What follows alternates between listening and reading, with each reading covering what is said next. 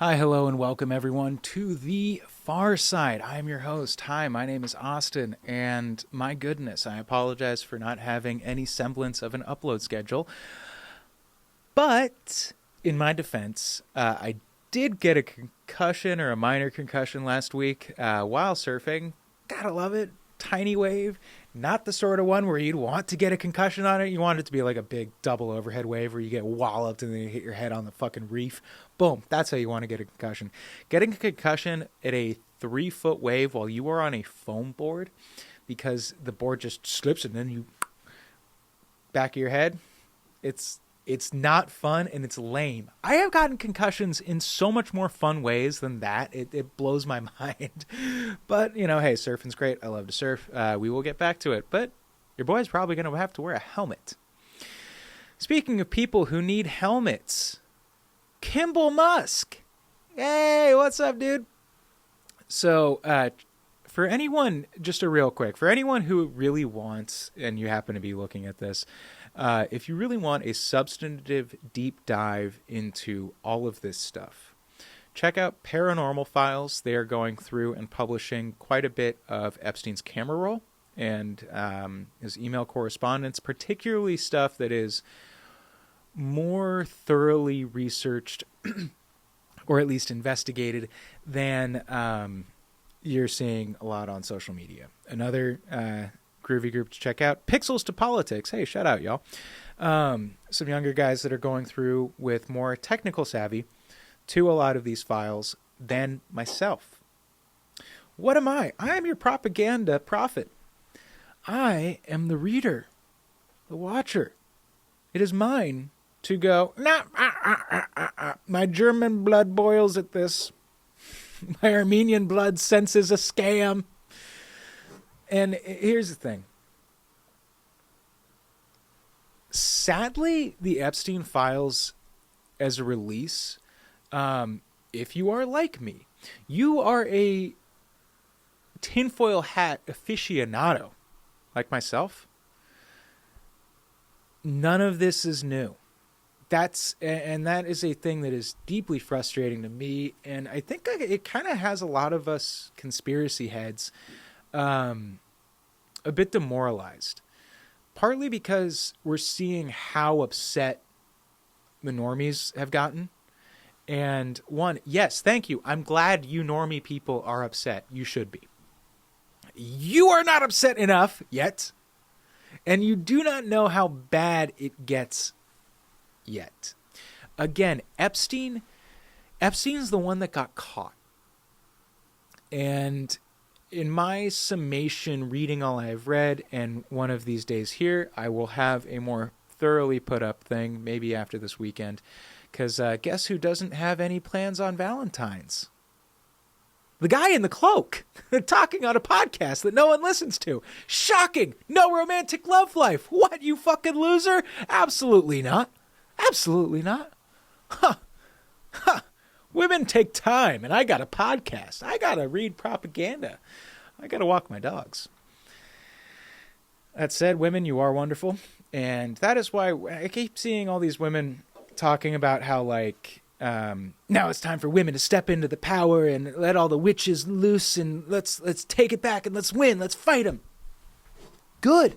Do it. Show us what you can do. Please. If there has ever been a time, it is everyone realizing that the people in our power systems are likely a bunch of power-hungry pedos.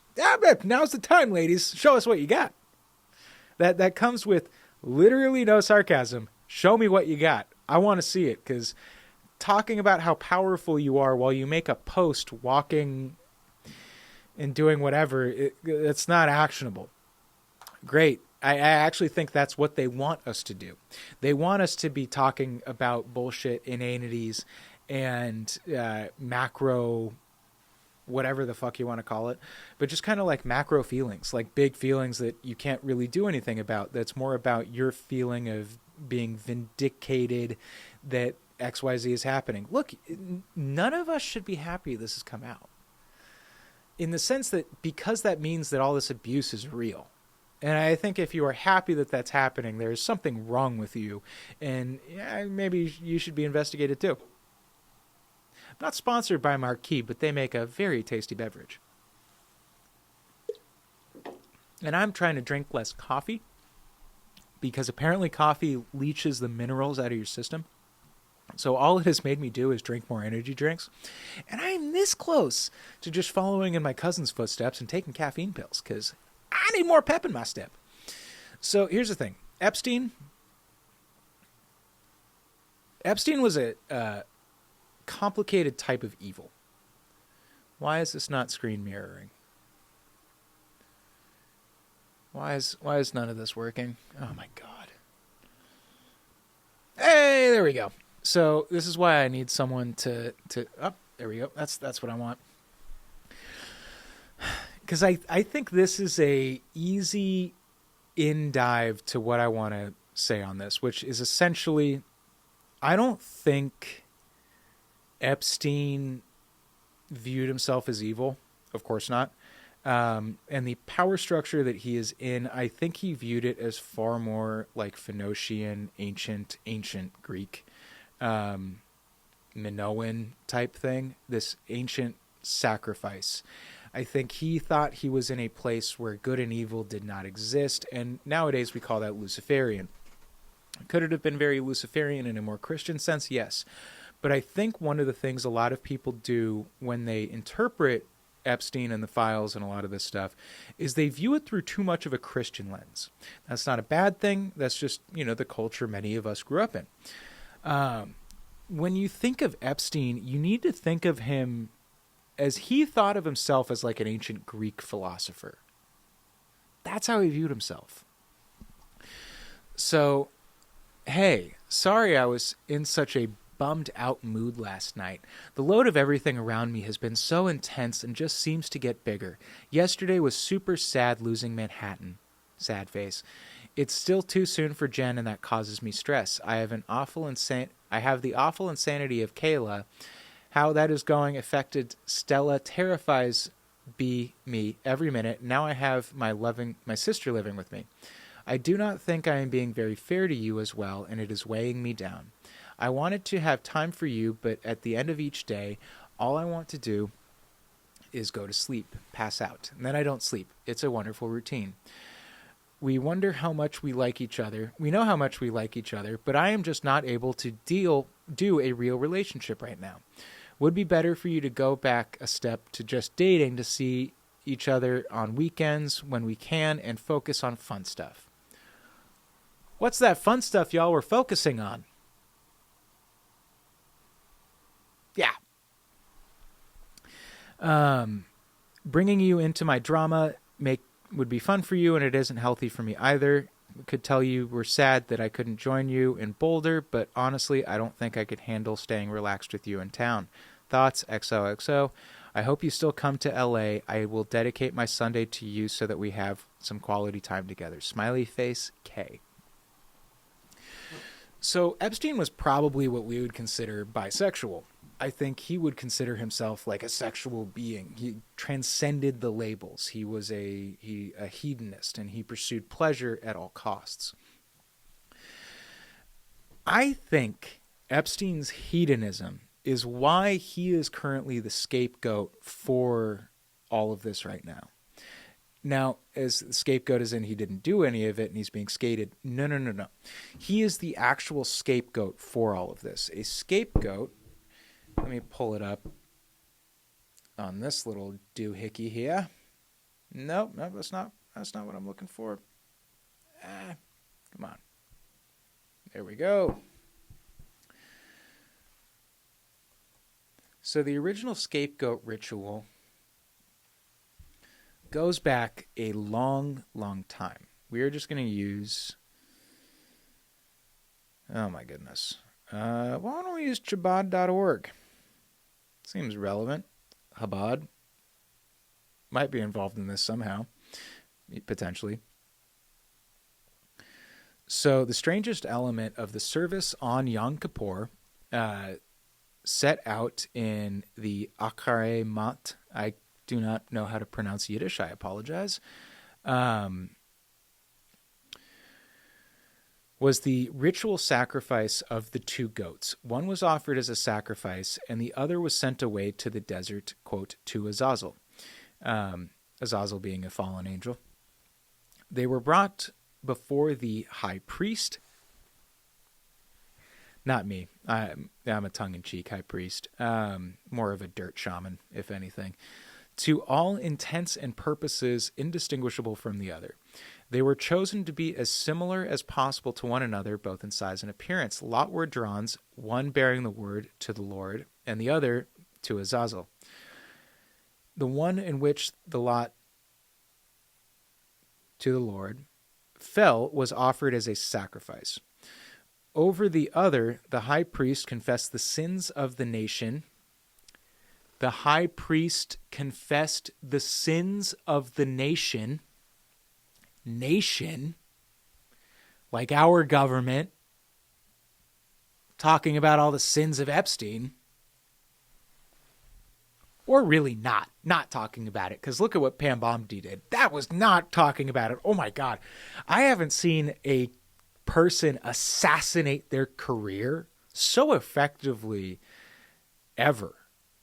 I mean, that's one of those things that, like, you will be... What do they have on you, Bondi? Seriously, what do they have on you? Because if you are ideologically captured, wow, you fucked up real bad. But that you are in the situation you are in with all this stuff is wild. I mean, what do you know? Seriously, what have they told you? Why are you covering for them? Do they have you molesting children on an island? Do they have you eating children on a ranch in Wyoming? Allegedly. Because we know, at this point, most of us, Epstein was not the only one. Epstein was the scapegoat. Epstein was the one who was sent out into the desert with all the sins of the nation. So, here we go. Was felled and offered as a sacrifice to the Lord. The other, the high priest, confessed the sins of the nation, and it was taken away into the desert hills outside of Jerusalem, where it plunged to its death.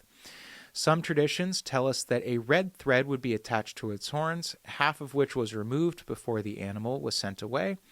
If the rite had been effective, the red thread would be turned white. Sins and guilt offerings were common in ancient Israel, but this ceremony was unique.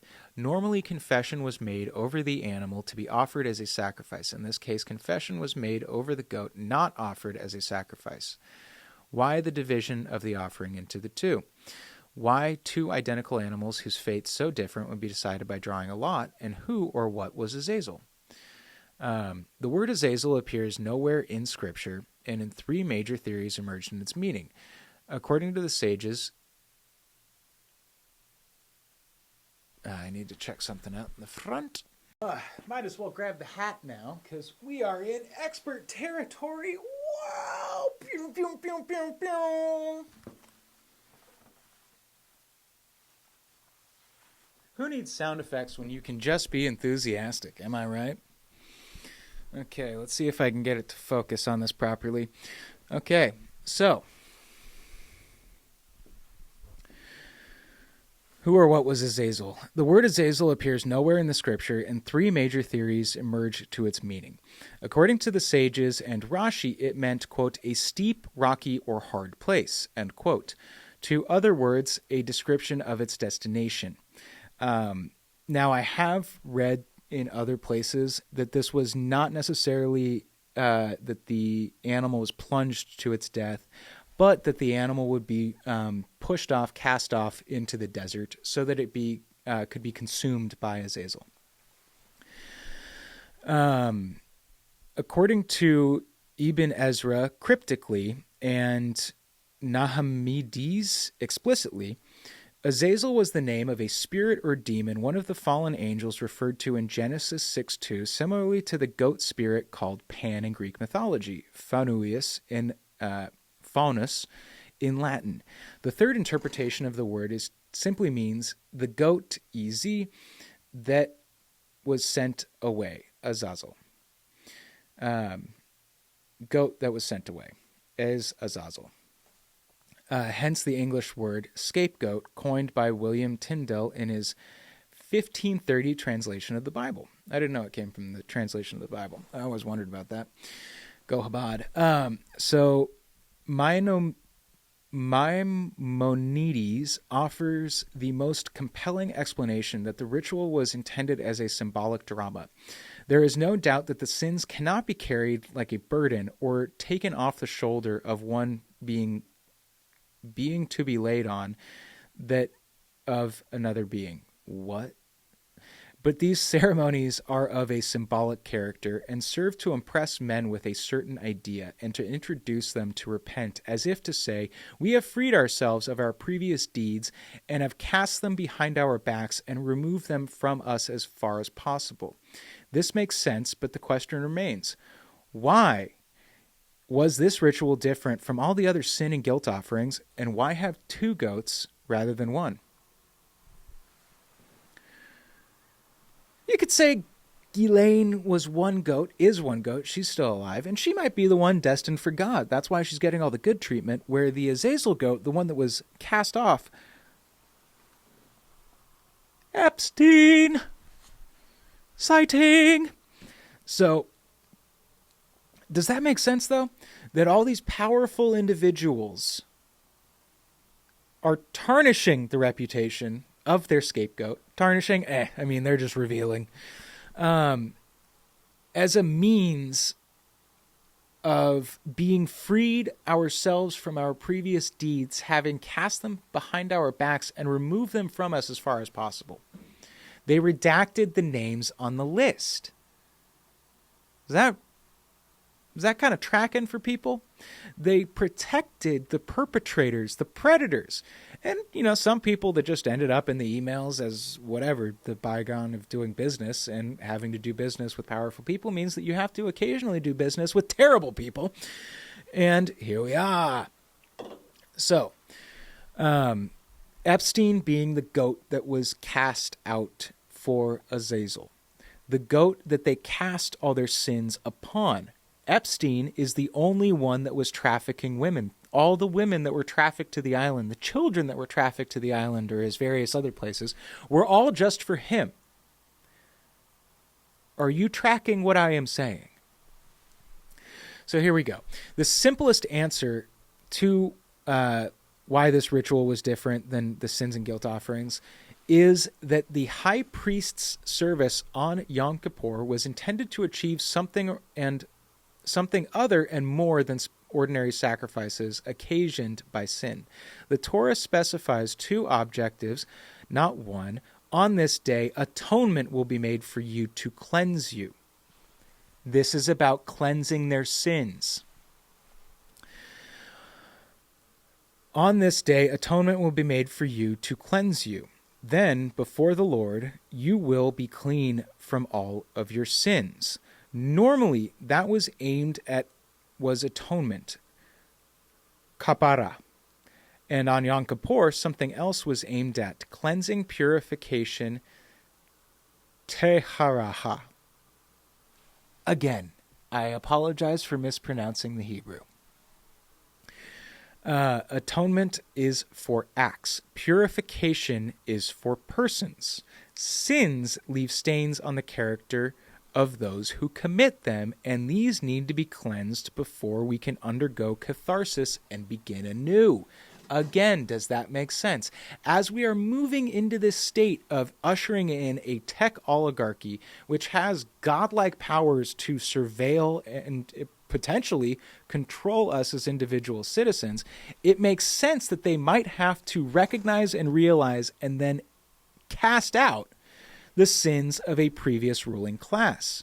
Or that they need to get rid of a scapegoat in which they cast all of their sins upon. Remember, according to Kash Patel, all of the children and the women that were taken to the island or that were trafficked were for Epstein's sole purpose and pleasure. Are we tracking? We following me? We picking up what I'm putting down? Whoops.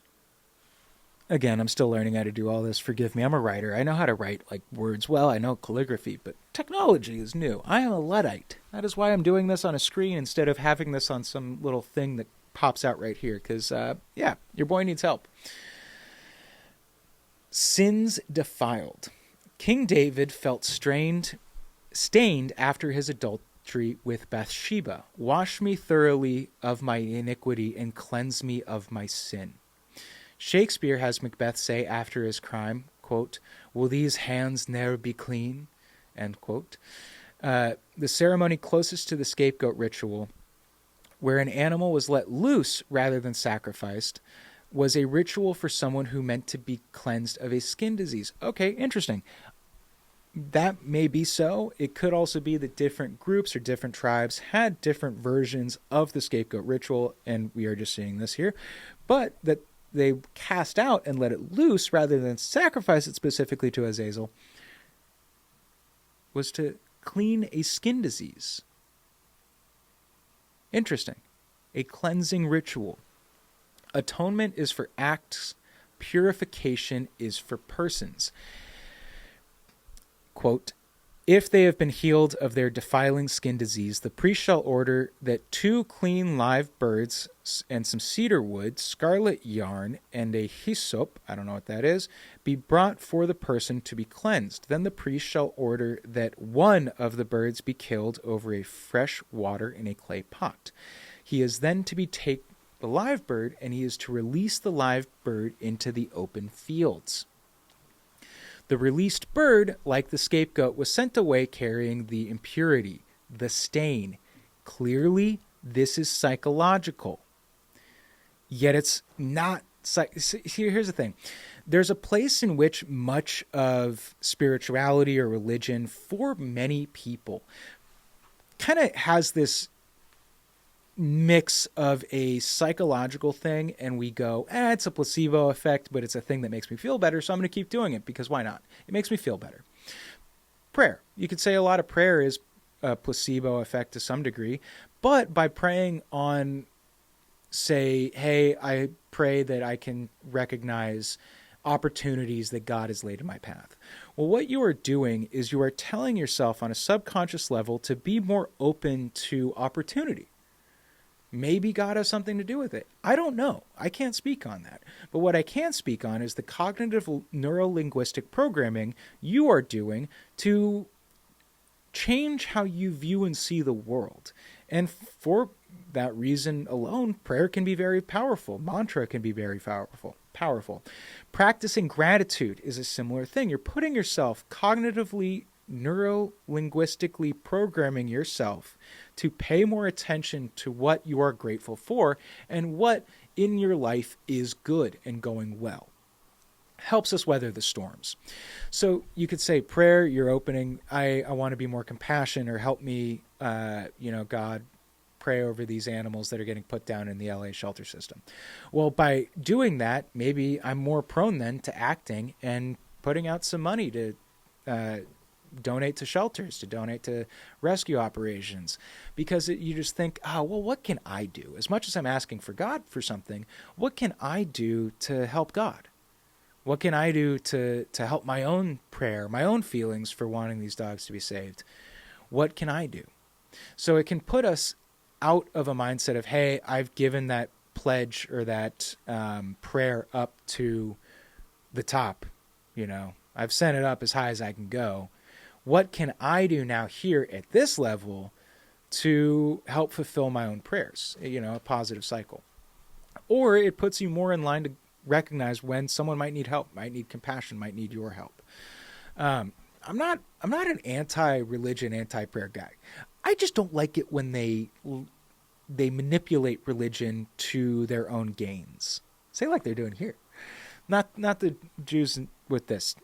Epstein and those Jews. That's the bad stuff. Anyone who looks at the world and goes, everyone should be my slave, is a problem that we should deal with in the modern age. I don't care your creed, your ethnicity, your religion. If that is where you go first, that all these people are here to serve me as slaves, get the fuck on. Get out of here. We're done.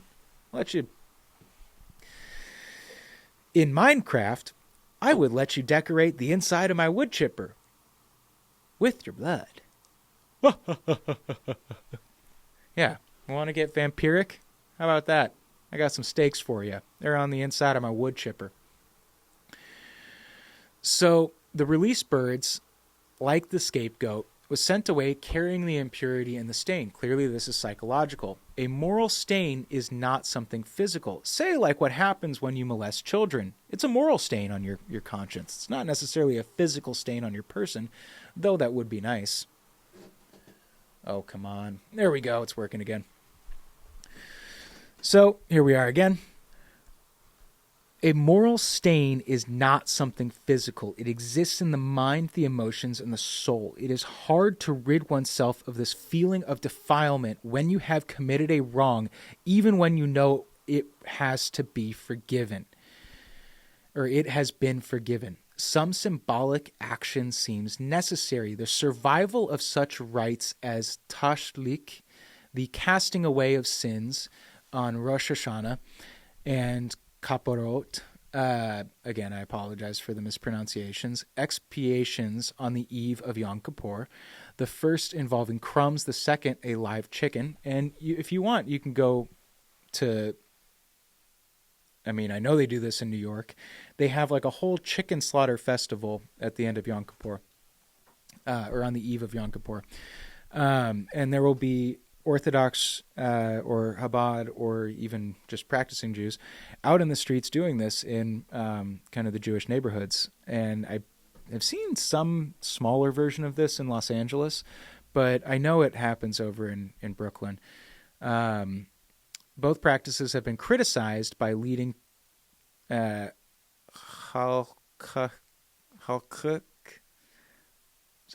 authorities, yet both survived for reasons Maimonides gives. It is easier to feel that defilement has gone if we had some visible representation of its departure. I will read that again for the children in the back. We feel cleansed once we see it go somewhere, carried by something. This may not be rational. This may not be rationable, but then neither are we much of the time. It is easier to feel the defilement has gone if we have some visible representation of its departure. Sorry, I had to burp. Almost like a bunch of elites casting all their sins onto Jeffrey Epstein. The defilement that they feel on their soul is eased because Epstein goes away. He gets sacrificed. Are you tracking? God, this is why I had to become a high priest of my own bullshit religion. Actually, that's not my own bullshit religion. If anything, I'm something of a Norse pagan. But honestly, the more you read about things and the more I walked my own life in the path of mysticism, whatever that actually is, honestly. If any mystic comes to you and goes, this is exactly what it is, don't fucking listen to them. They are a liar and they are trying to scam you. The beauty of mysticism is that it is the study of mystery. To say you know means you have left the realm of mysticism and you have moved into the realm of dogma. Ask me how I know.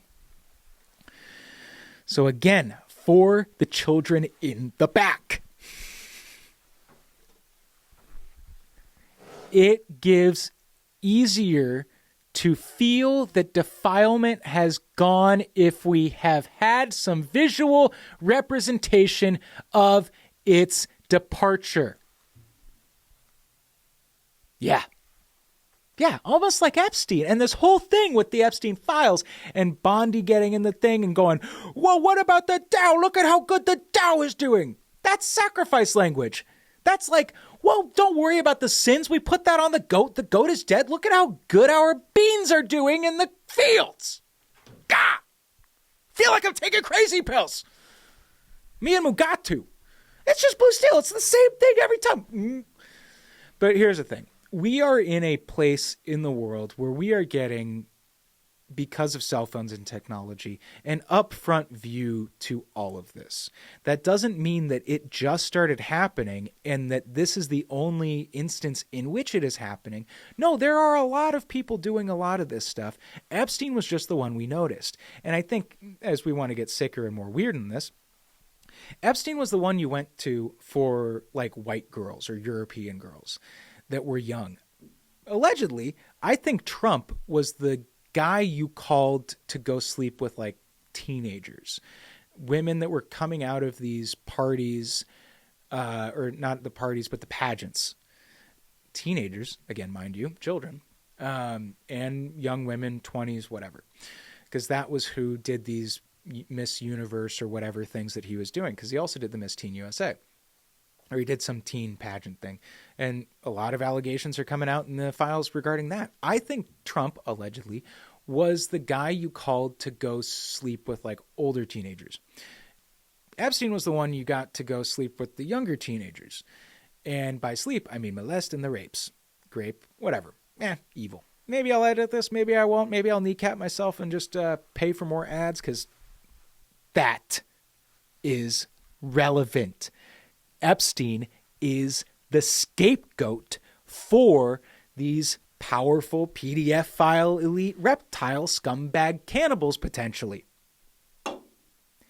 He is not the only one. He is the one who has been thrown off the cliff, who has been cast out with the sins of the tribe, of the group.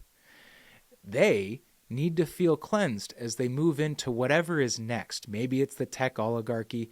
Maybe it's just that they've been doing this for 30 years or 40 years or whatever, and they feel gross and icky, and they need to get rid of that icky, gross feeling so that they can better control us, or that they can molest and rape with, more abandon, because they're leaving behind their old sins. Now they can really sin again with the fresh, clean slate.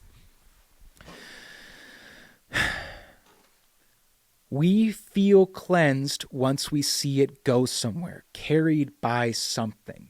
Could you imagine the feeling one of these guys, say Bill Gates, might have or might have had, or one of these guys that's not very well mentioned, that's getting redacted and who we don't know about, but is currently doing the thing? You got to wonder how they feel right now with all this. Are they shitting bricks going, when is my name going to be unredacted? Or are they seeing everything that's happening and going, yes, the sins have gone somewhere. It's not going back to me. I can relax. Food for thought. And again, this may not be rational, but neither are we much of the time. And if the files have shown us anything, it's how many of these people up at the top in positions of power are fucking goobers. Like actual people that we assumed on some level, I guess, that these people must be masterminds, must be so highly intelligent, geniuses far beyond our capacity. Yet, they're emailing fucking Epstein about getting antibiotics to feed to their wife because they got itchy dick fucking underage Russian women. Children. Actually, we don't know about that. That could have been overage or of age or whatever. The files get complex, and yeah. That said,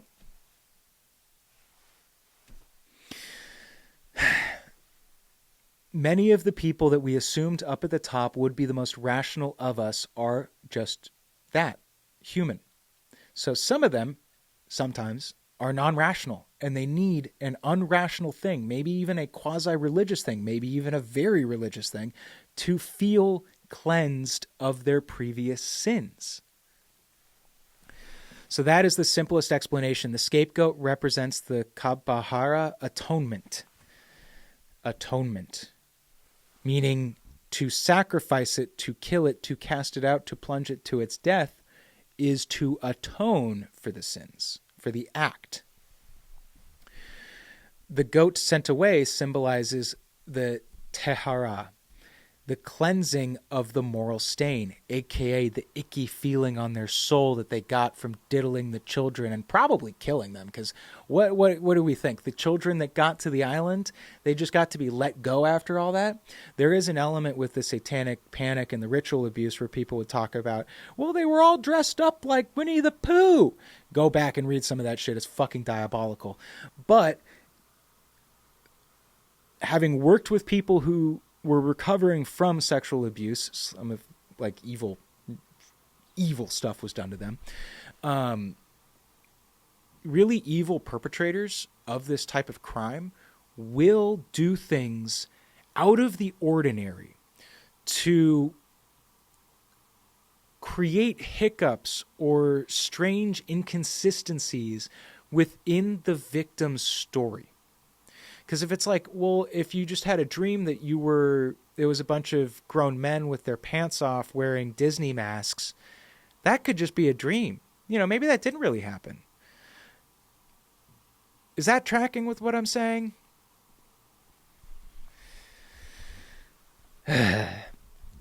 So the sacrificed goat is the kaparaha.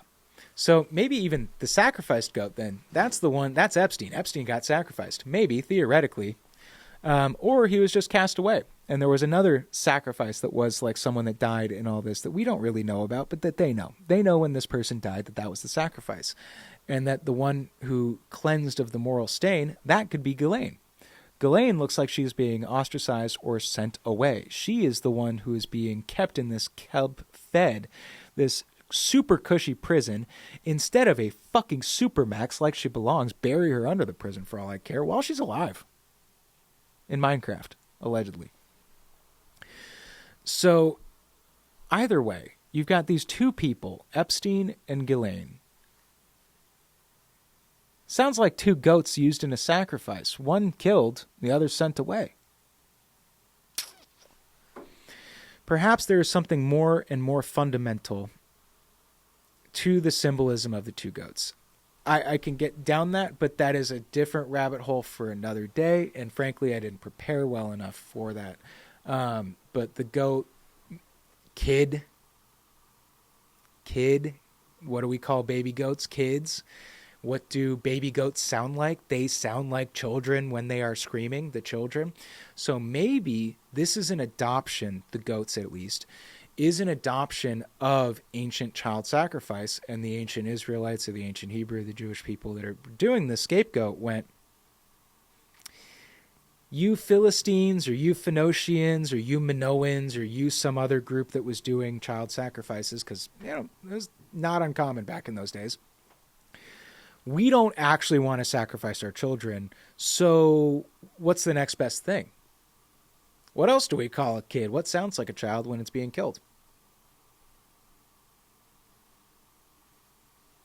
A baby goat. So it is, well, how much longer is this article? Because this is, okay, we'll finish the article. So I feel like there's something in here that we should, at least get out to the people, to the public. The birth of so it is hard to rid oneself of the feeling of defilement when you have committed wrong. Say like it's probably hard to run your multi-billion-dollar business with the blood of children that you graped, pizzas that you graped, sodaed. Hard to just get rid of that feeling. You need a ritual. You need a sacrifice. You need a quasi-religion to structure how you are allowed to feel better. Say like some Malachian, quasi-religious, spiritual, pre-Christian, ancient Greek-esque thing. Like a Minoan child sacrifice. The Minoans used to sacrifice children. Look it up. The birth of and what else does it look like? Say the island of Little St. James. That's literally a Phoenician bathhouse in which they might have bathed said children before sacrifice. Sound familiar? The birth of monotheism changed the way people viewed the world. In polytheism, the elements, each of which is a different god with a different personality, clash, and those gods, I can say as a pagan, are usually representations of a natural order or a natural evolution or some natural aspect of people. In monotheism, all tension between justice and mercy, retribution and forgiveness is located within the mind of the one God. The sages often dramatize this, and in Midrash, a dialogue between the attribute of justice, I'm not even going to try it, and the attribute of compassion, not going to try that either. With this single shift, external conflict between two separate forces is reconceptualized as internal psychological conflict between moral attributes. This led to the reframing of the human situation. Jack Miles says something profoundly interesting about the difference between Greek and Shakespearean tragedy. In classic Greek tragedies, all are versions of the same tragedy. All present the human condition as a contest between personal and impersonal, with the impersonal inevitably becoming victorious. Hamlet is another kind of tragedy. Contest is unlike between doomed, noble Oedipus and an iron chain of events. It is instead a conflict within Hamlet's own character between the native hue of resolution and, quote, the pale cast of thought. Monotheism relocates conflict from out there to in here, transferring it from an objective fact about the world to an internal contest within the mind. This flows from our belief in God, but it changes our view of the soul, the self, and human personality. It is no coincidence that the struggle between Jacob and Esau, which begins in the womb and brings their relationship to the brink of violence, is resolved only when Jacob wrestles alone at night with an unnamed adversary. According to some commenters, a portrayal of inner psychological struggle.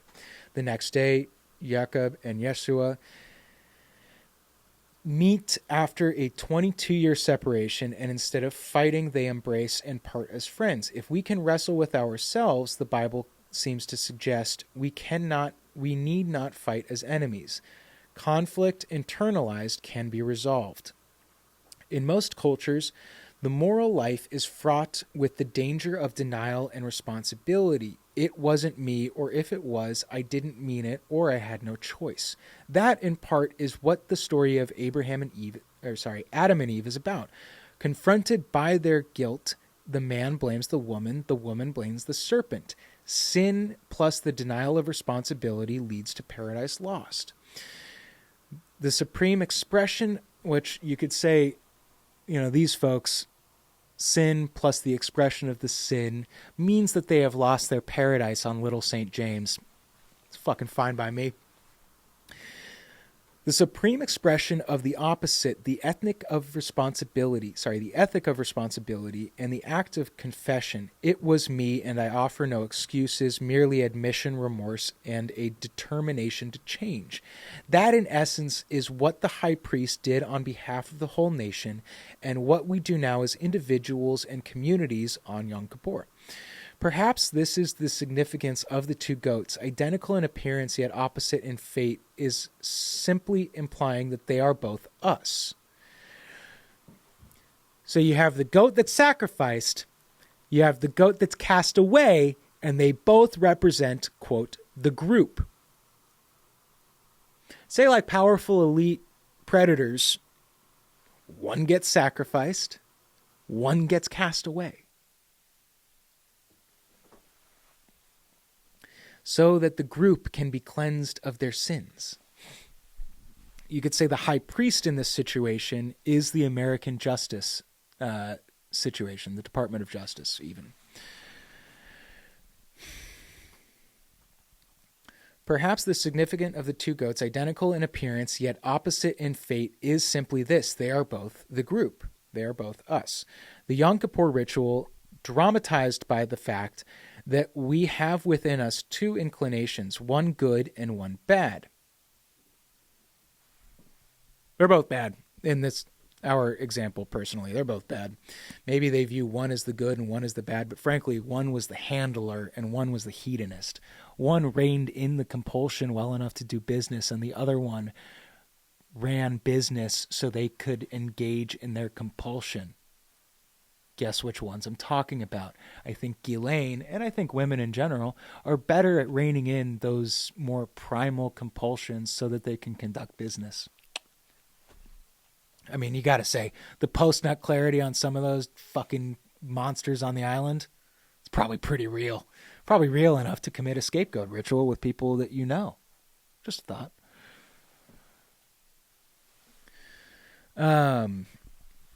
One of the few viewers of the pod says hello. So here's the Yom Kippur ritual dramatizes the fact that we have two minds, one emotional and one rational. You could say that what's his name was the emotional one, and what's her name was the rational one.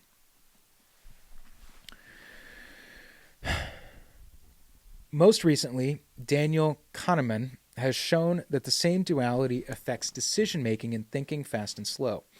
It is the oldest and newest duality of them all. The two goats, the two systems, the amygdala and the prefrontal cortex, I would say that what's his name eating jerky, probably the amygdala, and Ghislaine, probably the prefrontal cortex, given that she is still alive. She's the thinker. She's the planner. The other guy was the feeler, the hedonist. One we offer to God, but the other we disown. Again, one gets offered to God, and one gets disowned. One of them is supposed to be dead, and one of them is in prison awaiting trial. This is food for thought. We let it go into the wilderness where it belongs and where it will meet a violent death. As Azal, the goat, has gone. And who's to say? We might one day wake up to the news that Ghislaine was stabbed in prison.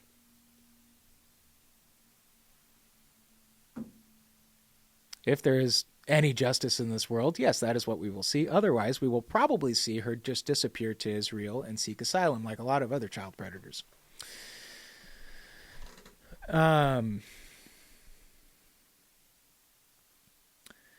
We have relinquished the yester hara, the instinct-driven impetuosity that leads us to wrong. That sounds a lot like an Epstein.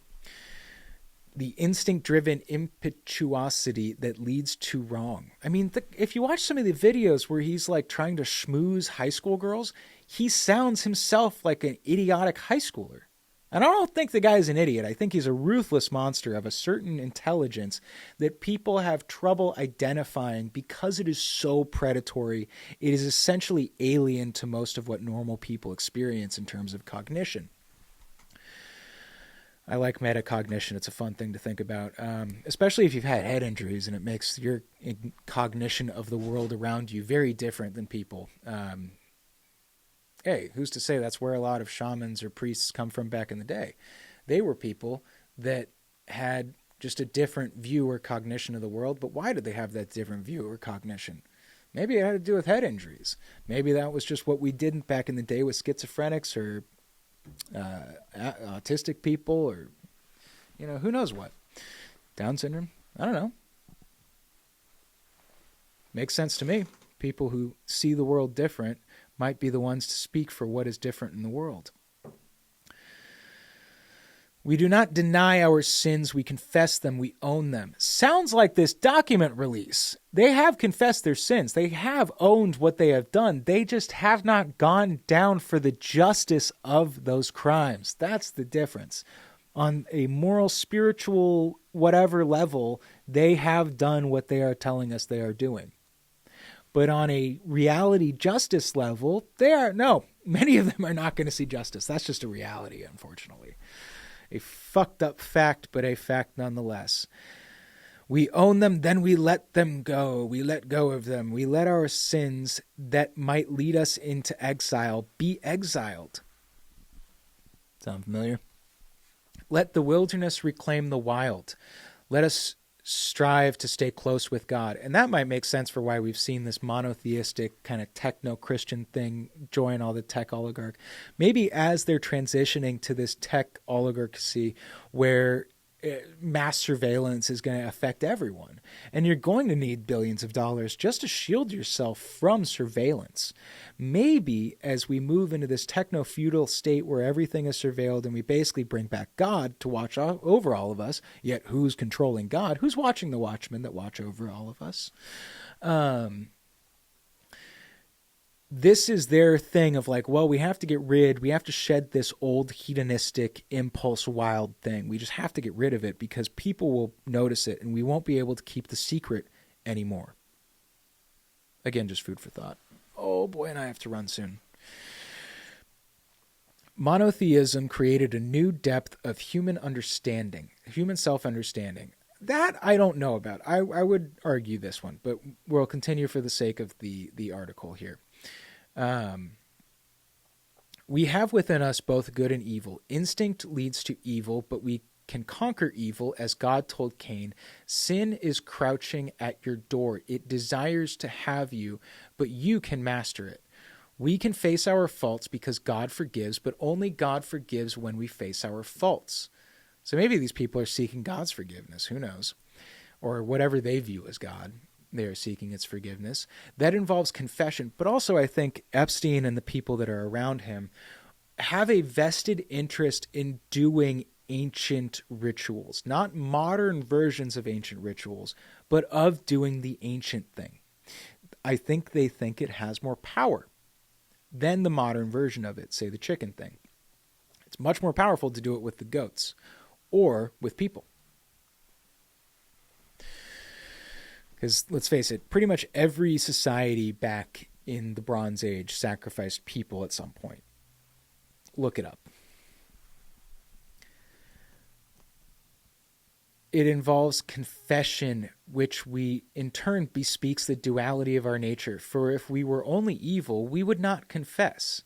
And if we were wholly good, we would have nothing to confess. The duality of our nature is symbolized by the two goats with opposing fates, a vivid display of the nature of moral life. Monotheism created a new depth of human self-understanding, hence a supreme irony. The scapegoat Akarai Mat is the precise opposite of the scapegoat that is generally known. Scapegoating, as we use the word today, means to blame someone else for our troubles. The scapegoat of Yom Kippur existed so that this kind of blame would never find a home in Jewish life. We do not blame others for our fate. We accept responsibility. We say, mipnei chatnu, because of our sins. I got that wrong, I'm sure, pronunciation-wise. Those who blame others, define themselves as victims, are destined to remain victims. Those who accept responsibility transform the world because they are learned to transform themselves. Does that make sense? I know I've repeated myself a few times here, and I got to jump, so got to pick up my dogs from the daycare. Woo. But here's the thing. Epstein and everything going on with that right now is an ancient Jewish-esque rite of scapegoating. I think I have explained myself well. I hope you have a happy Valentine's weekend. I hope you have a good night, good day, whatever. I hope you get to hang out with some loved ones and, get some reminder of why life can be good, because life can be good. And that this evil, all this terrible shit, sadly has been going on for a very long time. It does. But to look at this ritual and go whatever, maybe by exposing it, by millions and billions of people becoming cognizant and aware of this evil, this disgusting immorality, this predation of our most innocent, maybe that means that we'll change things. We looked at police brutality and the body cam footage and we said, at least our country, hey, we need to do better than this. We need to do this better. And then ICE happened and we get all that stuff. And then we got the Epstein files and we get this might be some version of a Great Awakening. Maybe not. But it seems to me that a group of powerful people that wish to do things along the lines of ancient rites, I am no stranger to ancient rites, nor rituals, nor practices. But you could say as a mystic, I try to walk the middle line, meaning be aware that you are not the most good, but also be aware that you are not the most evil, that you have good and evil within you, but you kind of know what's what. And abusing children in that way, I mean, I'm just a kooky mystic, but it seems pretty fucking evil to me. Oh, God. So next video, I will go into Sabbatean Frankism, because I think that is another important element you need to learn about to understand Epstein and this whole situation. One, we have a scapegoat ritual in which one was sent to God and one was ostracized from the world publicly, Epstein, Ghislaine, that, oh, all the sins are just on these people, that no one else was committing the sins. A lot of names were redacted of predators in those files. The victims, their names were put out in the open. Many of them didn't want that ever. That's why they sought justice through the Justice Department, so they could maintain some level of anonymity and protect themselves, because they've already been victimized from some pretty horrible crimes. And then you got all them standing up behind Pam Bondi going, yeah, none of y'all talk to us. Bondi's gone down. I mean, Bondi's going to rot in hell, if hell exists. I'm not too sure that hell exists. We'll leave that to the whatevers. But I mean, we're just going to go back to this real quick.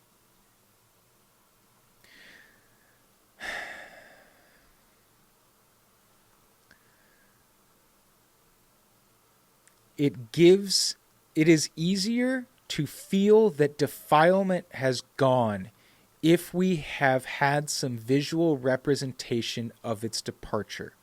We feel cleansed once we see it go somewhere, carried by something. So you got to wonder, and I'll leave you with this.